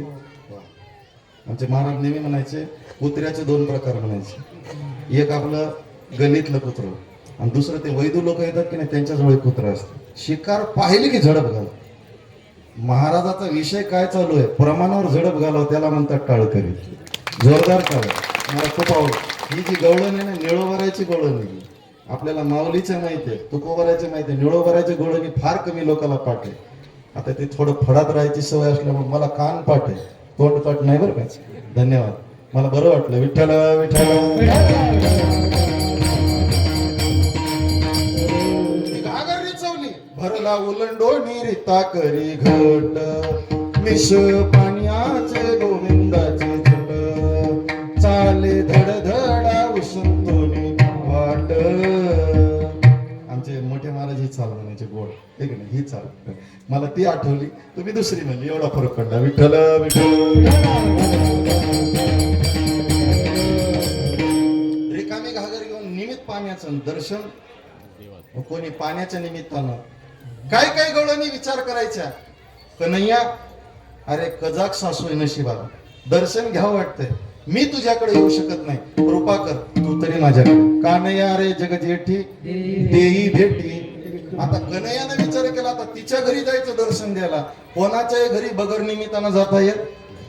आमच्या महाराजाकडे गेलं दर्शनाला, विचारायचे कस काय आलास. आम्ही म्हणा उगीच आलो. उगीच याला का वारा आहेस का म्हणायचे, काहीतरी काम घेऊन आलास.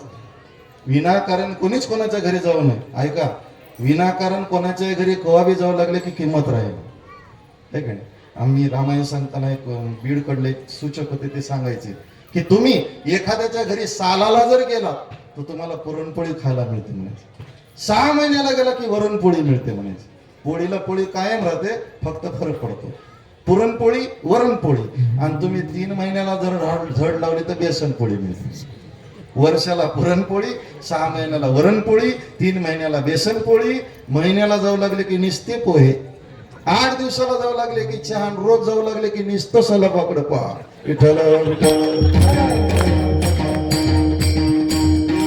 जायचं नाही, मग कन्हैया काय करायचं, निमित्त काढायचं. हे चोरीच्या निमित्तानं तिच्या घरी जायचं आणि चोरी केली की ती घरानं सांगायच्या निमित्तानं इकडे यायची. असं चाललंय. खूप चोऱ्या केल्या. आता वर्णन करण्यात 3 वर्ष भागवत ऐकलं, जास्त काय चरित्र सांगू, आपला वेळही त्या ठिकाणी जवळजवळ संपला. तर भगवान परमात्मा अशा चोऱ्या करू लागला, खोड्या करू लागल्या, त्रस्त झालेल्या डोळ्यांनी गाराने घेऊन येऊ लागल्या. यशोदेला ते गाराने खरं पटत नाही, पण एक दिवशी यानं याच्याच घरात चोरी केली. देवाची या घरी देवी केली चोरी, रंगे हात पकडल्या गेला. ना आज माईला कळालं की लोक म्हणतात ते खरंय, हा काय चोर आहे. आज कळालं माईला. घरी इस्तू लागल्याशिवाय कळतच नाही. मग काय करायचं, पाठवलं याला शाळेमध्ये. त्या काळातली शाळा म्हणजे गोधनी चारावया जातो.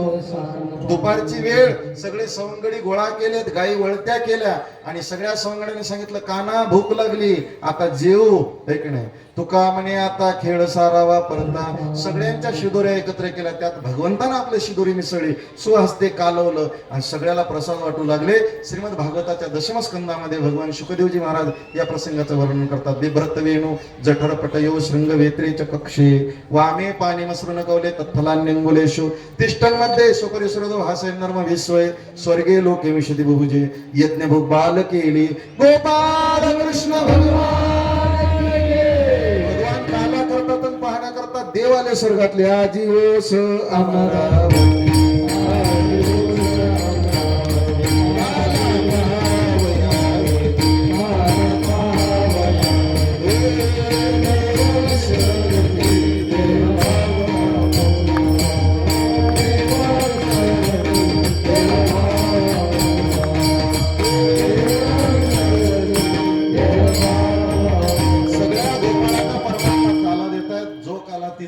आज इथे काला कुठे होत नाही, मी सांगतो दरवर्षी.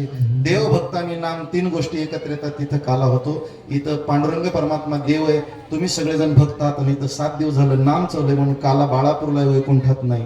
काल्याचं सेवन करताना जाता जाता एकच सांगेल, प्रसाद पवित्र अंतकरणाने सेवन करा आणि जाता जाता आज एक संकल्प घेऊन जा, जीवनात काही दुर्व्यसन असतील त्याचा त्याग करा. आई वडिलांची सेवा करायचा संकल्प आजच्या दिवशी घ्या. देश सेवा करा, समाज सेवा करा, धर्माची सेवा करा, धर्माचं रक्षण करा. घातली नसेल तर पवित्र अशी तुळशीची माळ घाला, रुद्राक्षाची घाला. कोणीही संप्रदायामध्ये जा, मान्य, पण सदाचरणी जीवन जगा. हे जगण्याची सद्बुद्धी परमात्मा सगळ्यांना दो. पुन्हा एकदा माझा सगळा संच आणि मी, आमचे सगळे टाळकरी 7 दिवस तुमच्या गावामध्ये राहिलो. काय आमच्याकडून अनावधानानं चूक झाली असेल तर प्रेमाने आपल्या पदरामध्ये घ्या. असंच प्रेम आम्हाला समर्पित करा, आमच्यावर असंच प्रेम करा, आम्ही तुमच्यावर करू. एकमेकाला प्रेमाची देवाणघेवाण करता करता आयुष्याचा असा काळ निघून जावा की हा तुमचा सप्ताह 25 वर्षाचा व्हावा, 50 वर्षाचा व्हावा, 100 वर्षाचा व्हावा आणि सगळ्यांनी डोळ्याने पाहावा. ही भगवंताची विनंती. झालेल्या सेवेला विराम देऊन याच ठिकाणी थांबतो. मोठ्या प्रेमाने भजन करा. ज्ञानेश्वर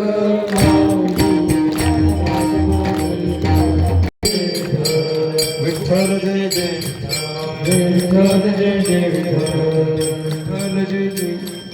पहाऱ्याचा विनय होते.